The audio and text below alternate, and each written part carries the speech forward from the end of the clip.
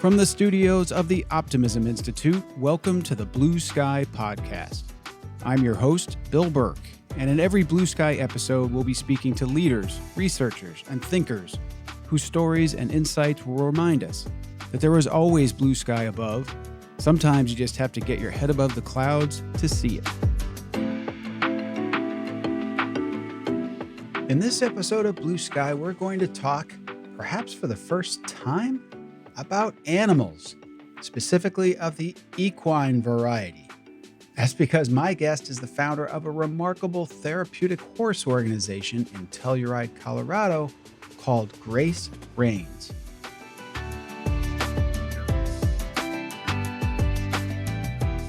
Erin Cain grew up on the East Coast of the United States, but a series of life events led her west and into the world of horse rescue and therapy. Today, she's certified and trained in equine-assisted therapy and brings to her work a resilience that comes from her own lived experiences and personal challenges. She combines the therapeutic techniques with the healing presence of horses to make a huge impact on the wide range of clients who come to Grace Reins for their services. You'll learn more about all of this soon, of course, and I hope you enjoy this Blue Sky conversation with Erin Cain as much as I did. Erin Cain, welcome to the Blue Sky Podcast. Thank you so much for having me. It's wonderful to be with you today. It's a pleasure. And I want to start with earlier in your background. If people look you up online, they'll see, cowboy hat, Rocky Mountains in the background, but you didn't grow up in that part of the world. You're actually from back east, as they might say. Can you just tell us sort of where you grew up and then what was the path that got you where you are today? Yes. Oh, sure. Make that real quick. Yes, long way from this life today, but I grew up on Long Island, in Massapequa, Long Island, and grew up in a middle-class, blue-collar family. Our dad was a New York City firefighter, so 4 kids and just a real sweet, simple, crazy, chaotic childhood. And no horses growing up. Oh gosh, no horses physically in my world on Long Island, but in my dreams, in my heart, we have cousins in upstate New York, and so it could have been another planet for all I knew. It was such a different life up there, but there were horses up there. Yes. And wherever I could find them, I always found them if I was anywhere near them. But yes, none of in our family, and I didn't have them for a long, long time. But okay, so when was that long time? So you did all your growing up in New York. What was it that pulled you west and got you in the place you are today? Well, I moved out to California in my early 20s. I left home very young and moved into the city. Yes. And my best friend, who is still my best friend, when we were 18 and working in a restaurant together, she moved to Los Angeles. And so I followed her out there. And that ended up giving me exposure to horses. I was able to find friends with horses and people with horses up in Malibu and just started spending more time around them. And what was your first exposure to equine therapy? That was another chapter or two later. I moved back east to, at that time, and I lived in Connecticut for a while. Okay. And actually stumbled upon an equine therapy program. I was driving around acclimating myself to my new life in southeastern Connecticut, and I saw horses through the trees, and I turned my car around, drove down this road to find a place called High Hopes, which is one of the biggest, if not the biggest, equine therapy programs in the country. And what year would this be, Erin? Where are we in time? So that was 96, I believe. That was 1996. Okay. They were actually hosting the Special Olympics that year. And so that was, all these sort of bells and wires came together for me, because I then, that's the first time I had heard of therapeutic riding and this space where they do that kind of work. And so it was a real perfect baptism. So let's talk about therapeutic riding. I have been exposed to it. Our daughter, like you, fanatic about horses. It seems to be Yes. certain people, it's either they're a horse person or they're not a horse person. But what is it about horses? There's all kinds of animals on this great planet. There are very few. Dogs come to mind, but I don't know if many others that are really used in this sort of therapeutic way. From your learning and your just personal experience, what is it about horses? What sets them apart in their ability to serve this role? Yes. Well, I think they do possess a certain kind of magic.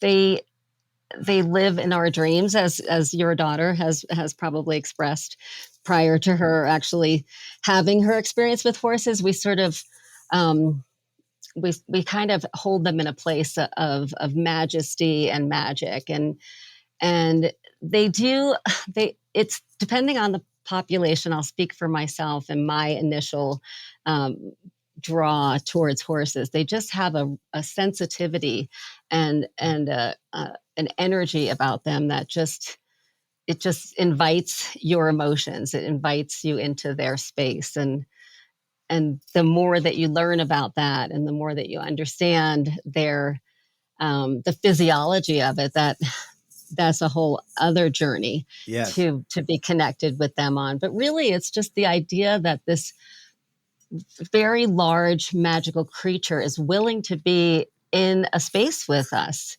right? They don't have to be in a space with us, but they're willing to be connected to us. It's sort of beyond our explanation in some ways. Yeah, there is something very unique and special, and it's like you said, it's hard to describe. And when you can see skilled horse people on TV and galloping, doing all those beautiful things, when you're standing by a good sized horse for the first time, sort of in person, you realize they are very large animals. They can do a Hmm. lot of destructive things to us, and obviously some bad things can happen.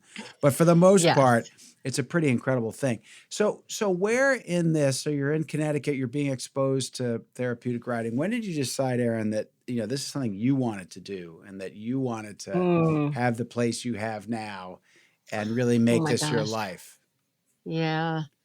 Yeah. I mean, it became a big part of my life right away. Yeah. I had always had a whole other work life that brought me into the city, into New York City. But I really stayed at High Hopes for all those years. I started as a volunteer. I was just mucking and grooming and turning the horses out, and just getting an education on every Yeah. aspect of what that program was all about. And the myriad of people that came through and exposing my heart to the different challenges, people that had paralysis, people that had mental, physical, emotional challenges. It was just so consuming to me. I never really left it, Yeah.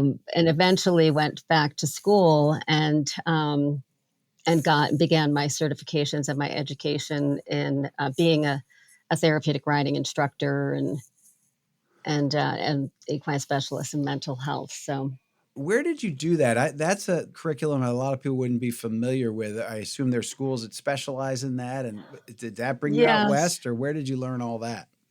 there's a lot of ways to go about that education. For me, I was fortunate that High Hopes is a facility of such uh, magnitude that they actually do the instruction and the classes there on site. So it's a PATH is our professional association of therapeutic horsemanship, and so High Hopes actually does all the education, the certification, the practicum, and so I was able to do it at my home base, if you will. Amazing. And when did you say this is something I'm going to do on my own? I'm not going to work at High Hopes anymore. I'm going to do my own thing. Oh, yes. Well, when I left Connecticut, New York, I moved to Colorado in Okay.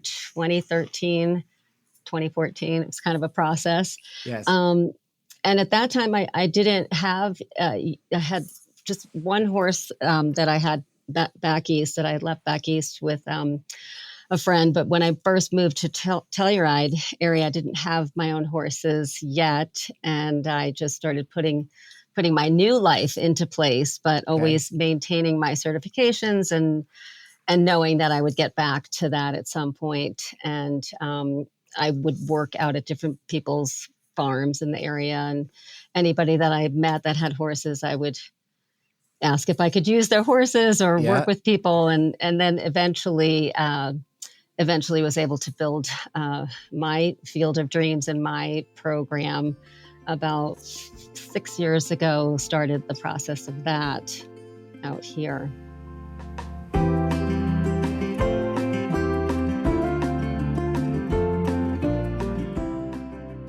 I was surprised to learn just how wide a range of people can benefit from time with horses, animals that Erin describes as possessing a certain kind of magic. She also mentioned that before establishing this center, she was inspired by what she saw at a Special Olympics event that was held in Connecticut. I'll put in my own plug here for that organization, as the Special Olympics have done so much good for so many in the time since that movement was founded nearly 60 years ago. Getting back to our conversation, we'll talk more specifically about the organization Erin founded, Grace Reins. You have a great name. It's Grace Reins, Reins. Yes. And tell us the range of services that you provide, because it's quite expansive. As I did the research for this, there's all kinds of things that you offer. Can you just sort of describe what you do and what the benefits are for various types of people? Sure. Yes. I mean, there are endless populations that can benefit from being around horses. We do really solely groundwork with our clients, just people working on the ground. And that kind of came to be because we rescue wild Mustangs, and we were in that whole world of gentling the Mustangs and kind of getting their nervous systems back to stasis to somewhat after their whole traumatic stories. And so doing the groundwork and kind of modeling after, there are a few veteran programs in our country. One is called Horses and Heroes, and that is very specifically a wild Mustang and a veteran, pairing those two together. And so that just made so much sense to me that would be the kind of program that we would create.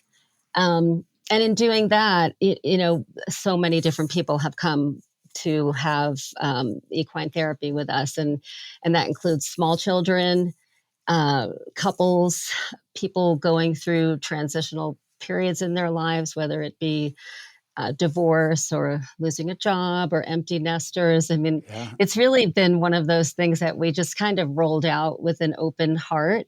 And you name it, that kind of person has stepped into the program, and it's been such a privilege to understand for us as well that anyone can benefit from being in that space, even if it is just a one-time experience. It's something that we know people will take away with them, and hopefully they go out and back into their lives and pursue that kind of reset for themselves. And you mentioned us, plural. Oh, yes. So there is Joe. And so Joe, for my research, I know. You met Joe, and Joe was a photographer of wild Mustangs, because you also just mentioned in passing that you rescue wild Mustangs, which is not just you can't just mention that in passing. So let's talk about Joe and your exposure to wild Mustangs.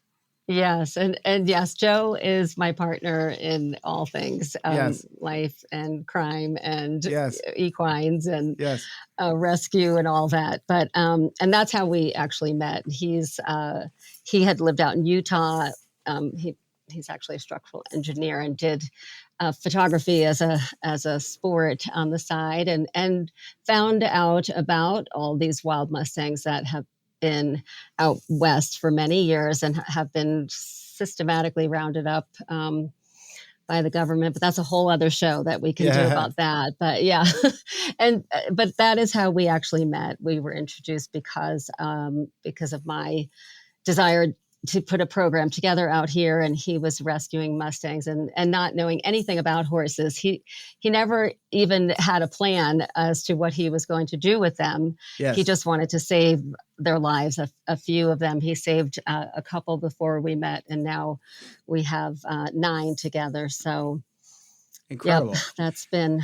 Yeah, and when you say save them, so, and again, it's another show, but just the headline, I guess, it sounds like someone might say, well, they're wild Mustangs. Why are you taking them out of the wild? But if you don't take them out of the wild, it sounds like they get rounded up and killed. They're taken out of the wild. Yeah. By the time we get them, there is a program that the government put in place, yes. Unfortunately, to round up the wild Mustangs. And they keep them in government holding pens. And unfortunately, a lot of them are hauled off to slaughter in Canada and Mexico, and they're just in deplorable conditions here.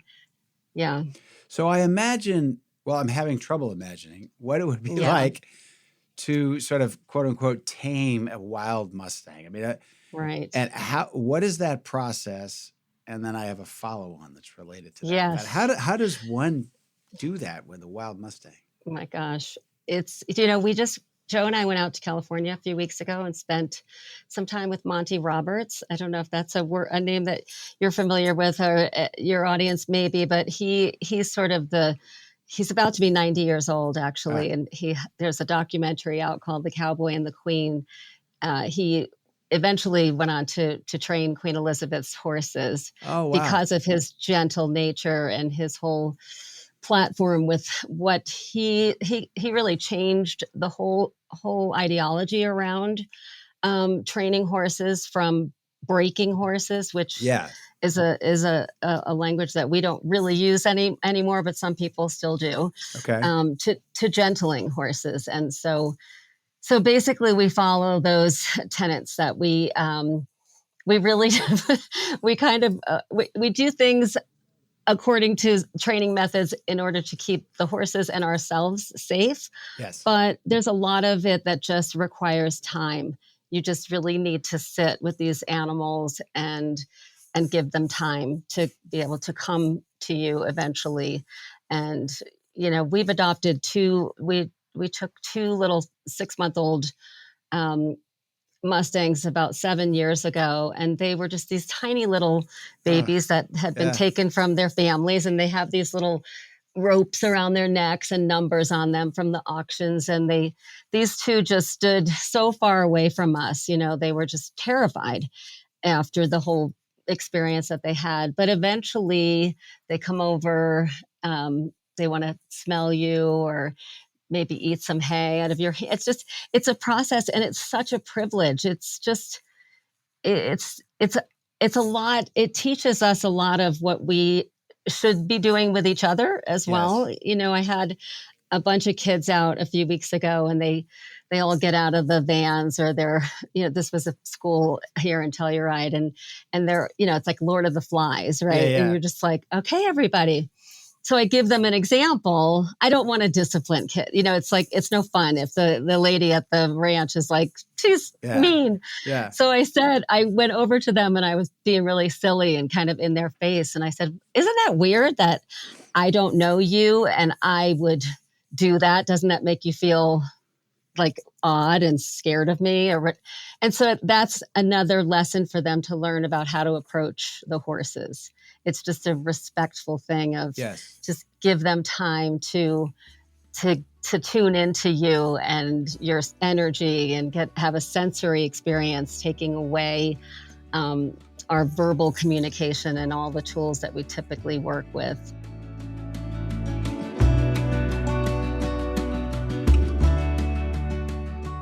If you've never seen footage of Mustangs in the wild, I think it's worth Googling to check it out.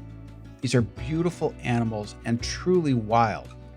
So the idea that organizations like Grace Reins can rescue and, as she says, gentle them into a domesticated setting is remarkable. And as Erin will soon describe, these horses are able to form an even more special relationship with her clients, individuals themselves who are also in need of similar therapy. Like I said, I'm familiar with horses being used for therapy. But I believe, I know you're the first person I've talked to who is using horses that have been brought in from the wild. Mm-hmm. Is it possible that training, that gentling of these horses makes them even better at therapy because they've been through something that is not totally different than what you're trying to do with the folks who come for the therapy? Does that make sense? So much sense. Oh, good. And it's one of the most profound things to see, to witness with people, because so much of what we hope to impart on people when they are in crisis and they are struggling is that there is always hope.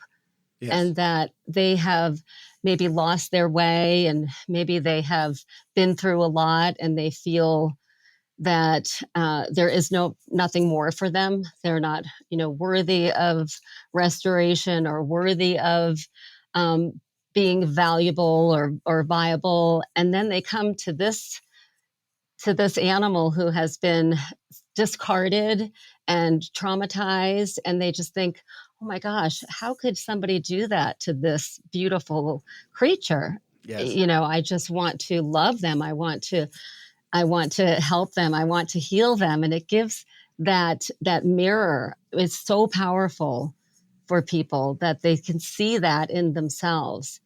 And that's the work, that's the piece of what people experience that we have nothing to do with, right? It's just, we're facilitating that, but it's that recognition and that communion that is so beautiful and powerful.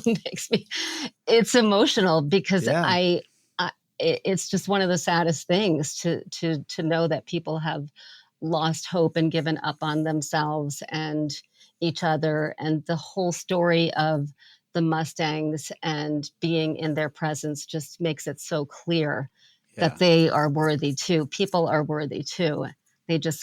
That's what I feel like they have that communion and that communication and connection that is not for me. Like it's a private almost experience that people have, and we're just privileged to witness it and facilitate it. Amazing. So let's use the veteran program example. So if a military veteran comes to you, or I don't know if they come in groups or by themselves, presumably they're struggling with something, a PTSD of some sort, or do they come and stay for a week at a time, a few days? Do they board with you? And then what's the process? I mean, you show up at this place and you're right. How does this therapy work? Well, we're not at a capacity yet to have overnights and to hold people for days at a time. Yes. Yet that is something I we hope to be building in the future, in the near future. But we do typically get groups. I work primarily with the female wounded warriors right now. And then from that program, I have had a few of those veterans come out on their own individually. Okay. And so with a group experience, we're kind of hoping to initially just really down-regulate, just to kind of get everybody out and around the horses and let them groom and let them breathe, have that tactile sensory experience, and also understanding that our heart rate is twice the rate of the horse. So our heartbeat is beating twice the amount of times that a horse is. And so just in that energetic space, there's an opportunity for us to down-regulate. With some of my clients, we'll find the horse's heartbeat with our hands or with a stethoscope if we need to. And that rhythm and that sort of methodical, it's almost meditative for people, right? And what happens physiologically, again, is sort of beyond explanation or verbal communication. We just let people drop into that space, and we encourage people to, lower their shoulders and maybe stretch their jaws and just kind of allow their bodies and their consciousness to down regulate with the horse, because it will happen in sync. Amazing. Yes. So there's a lot of this is not, they don't show up and you throw them on the back of a horse and say, go trot. There's all this other stuff that happens.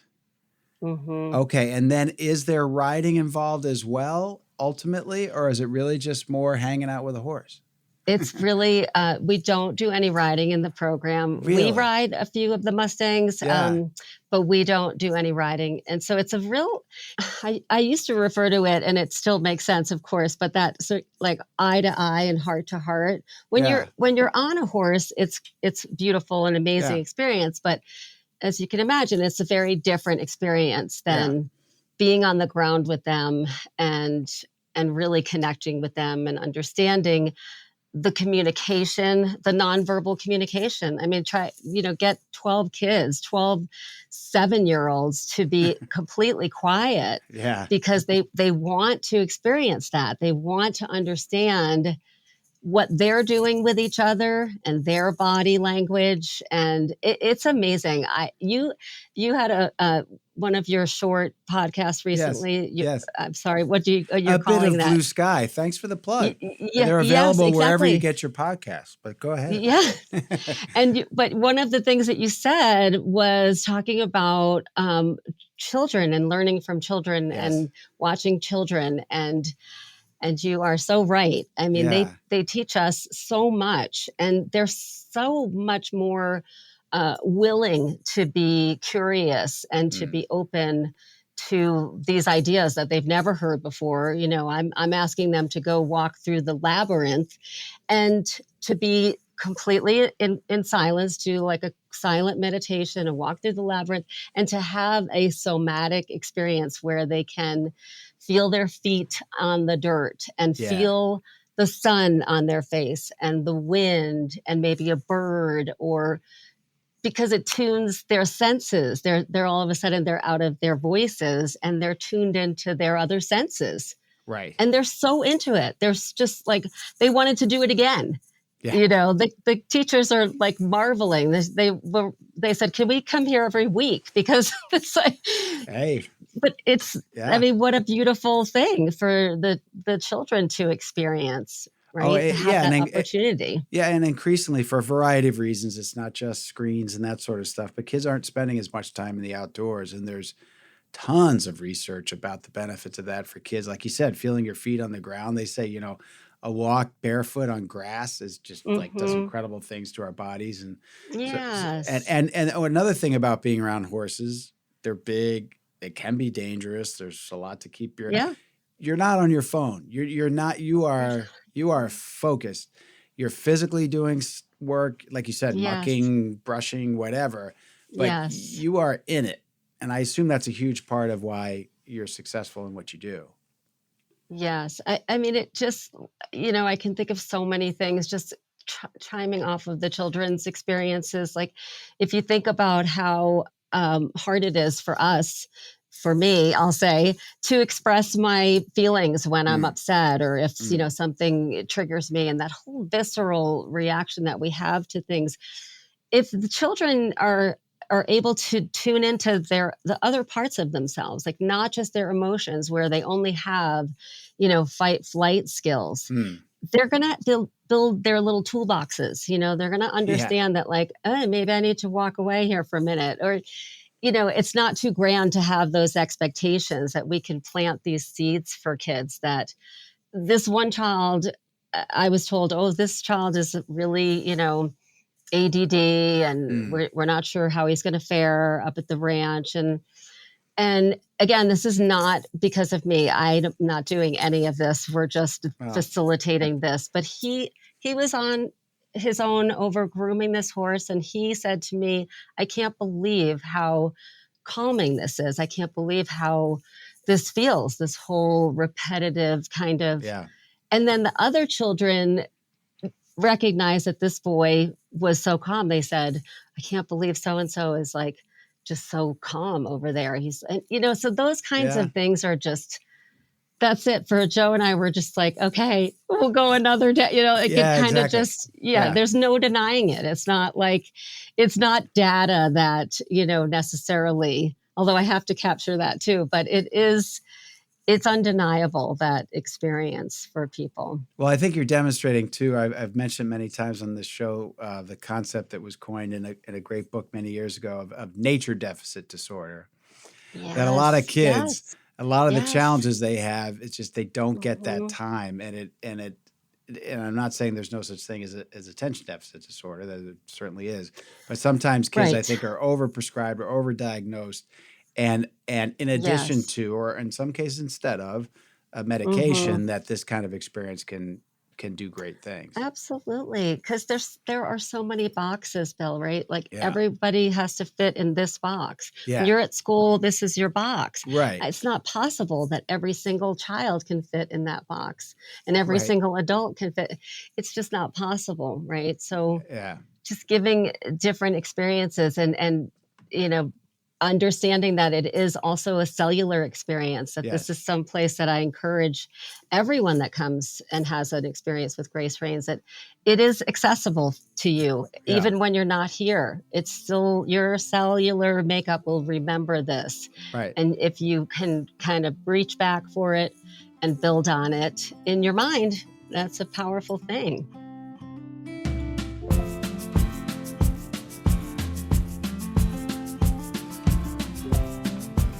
It's a pretty great image to think of someone at Erin's ranch working with what had been a wild Mustang and feeling for their heartbeat. This type of bonding between humans and animals is powerful and profound. And I'll echo what Erin said about spending time with kids and observing and learning more from their behaviors. Past Blue Sky guest Dr. Hassan Morali wrote an entire book about what we can learn from toddlers, and clearly Erin has witnessed remarkable things watching young people and their interactions with her horses. Now back to the final segment of my Blue Sky conversation with Erin Cain. Well, my experience has been doing this work with this show and the guests I have on, that people who do this sort of very hard work, what you're doing, because I've spent enough time around stables and everything else. Horses are a lot of work, and they're not inexpensive, and they get sick, and they kick the door down. All these things can Yeah, happen. you're right. Yeah. You need a lot of drive. And my experience has been that a lot of people do this sort of work, do it also out of their own personal experience of challenge and trauma and Mhm, difficulty. mhm. And if you're comfortable, I'd love for you to share maybe some of that and what drives you. And you had shared with me a family story about September 11th. Any of those things Yes. that you're comfortable sharing, I think Oh, would yes. help our audience understand what drives you. Sure. Yeah, thank you so much. I was just listening to a beautiful podcast, an interview with a woman who does this work, and Yes. and we are sort of, it is that kind of double edge of our story is, I lost my brother George on 9/11. He was a New York City firefighter, and he's my angel, and he Yeah. was the reason why I came to Telluride many years ago. Before he was killed on September 11th, I came out here and recognized the beauty of this place and his love for it. Ah, He left here obviously to come back and fulfill his journey. He wanted to be a fireman, but mm, he always held his love of the mountains and Telluride and skiing, and avid outdoorsman, unbelievably fit, just yeah. marathon runner, and Uh, just the sweetest of all of us. Honestly, of yeah. course, he was the nicest of the four of us kids for sure. Right. I Right. mean, there's no question about that. It's not because it's not in his passing that was recognized. It was always, he was actually called, the guys at the firehouse used to call him dude, because he wore like tie-dye t-shirts under his Wow. fireman uniform, and he's kind of a Yes. hippie type guy, although he played golf and sailed and whatever things, but he just had that spirit of a very Yeah. kind person, and he loved me and my love of horses, and was Mm. a big supporter of my journey before he passed, with high hopes, and having horses at my home in Connecticut. And we actually ended up using his pickup truck at High Hopes up until just a few years ago. Mm. They took Georgie's truck, and they put a dump body on it, and it was the truck that kind of fed the horses, and it was very, very beautiful. We had camps for the 9/11 families, and really? all those years that I was still in Connecticut in George's memory. So he's been Amazing. a big part of my journey, and I'm sure. and my decision to come here and be close to him here. I felt like, gosh, at 11,000 feet, I'm pretty close to heaven. And I felt like he has always been watching over me and is always influencing my journey with helping people and understanding that fear, the trauma, the loss. I mean, so many things that we went through and that so many people go through. And even though, of course, everyone's story is personal and different, but that common thread of just being held and cared for and seen is such a vital part of healing. Yeah. That's amazing, Erin. And I imagine growing up with a father who was a firefighter and then your brother, we toss around the word hero sometimes too aggressively, but I would argue that anyone on that day who drove towards the fire and up the stairs and those things was a bona fide hero.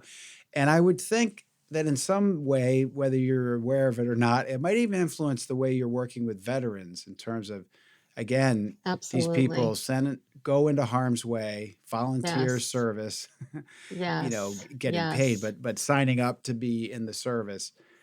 There's a tight correlation, I would think, between firefighting and the kind of work that they did and the kind of trauma that they're coming out with.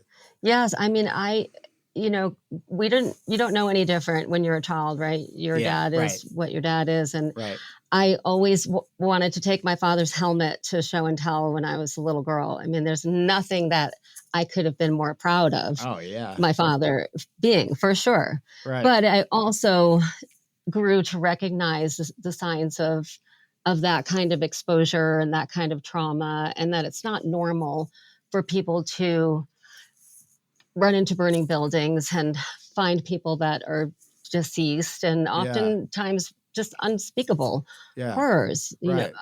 My father used to come home, and I remember he would come in our bedrooms and kind of lean over our beds, and eventually I was able to talk to him about those things, and he said he was making sure that we were still breathing, that we were still. My gosh. I mean, that's pretty intense, right? I mean, that's not a normal life. Right.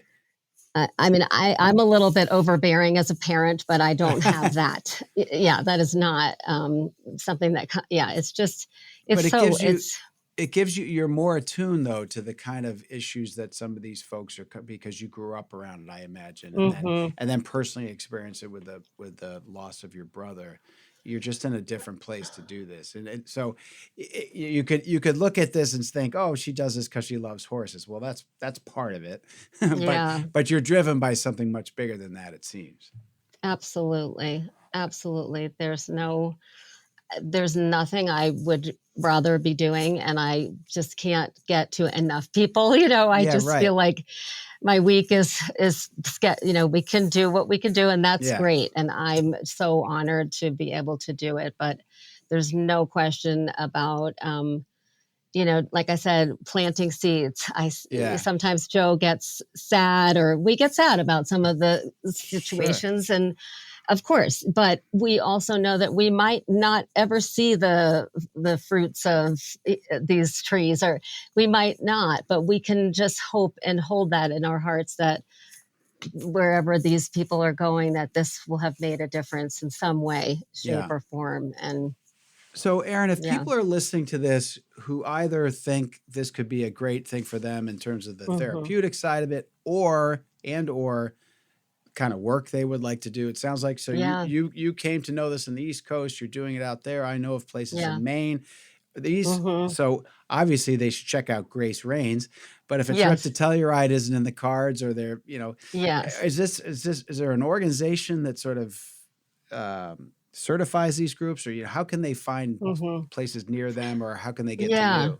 I often help people do that. And so there's PATH, which is the Professional Association of Therapeutic Horsemanship. It's an international organization. You Okay. would marvel. I have met people over the years that have set up therapeutic riding rings with caution tape in Sarajevo. I mean, Oh my gosh.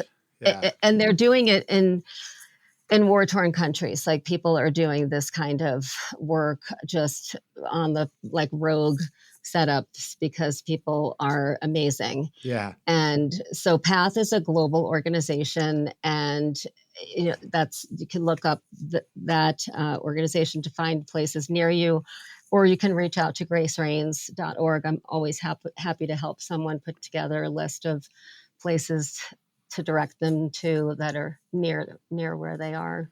Amazing. Well, Erin, the work you're doing is incredible, and the passion that you bring to it is really inspiring. And the way you've been able to persevere through your own challenges is what we love to talk about on this show. So I can't thank you enough for all of that, and for taking the time out of what must be incredibly busy days that you have. It's great. No, to this speak is to the me most and our important audience thing. is really nice. I am so grateful to you, because we need to get the word out. That's where we're at. We need people to understand that we're here, and that it's there in their area too, wherever. But it's really important to get the word out, and I can't thank you enough for helping us do that.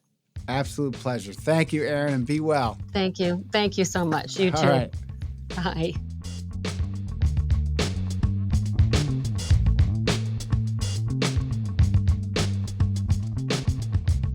We've said many times on Blue Sky that even the worst of tragedies can have silver linings. Erin's late brother was, as I said, a hero, and he lost his life working as a firefighter in New York on 9/11. Erin has managed to channel her connection to him into her work today, and she says working at 11,000 feet in Colorado helps her feel even closer to heaven, and her brother's memory continues to guide her work. She's driven, as she says, by something that's bigger than horses, and this is apparent in all that she does through Grace Reins.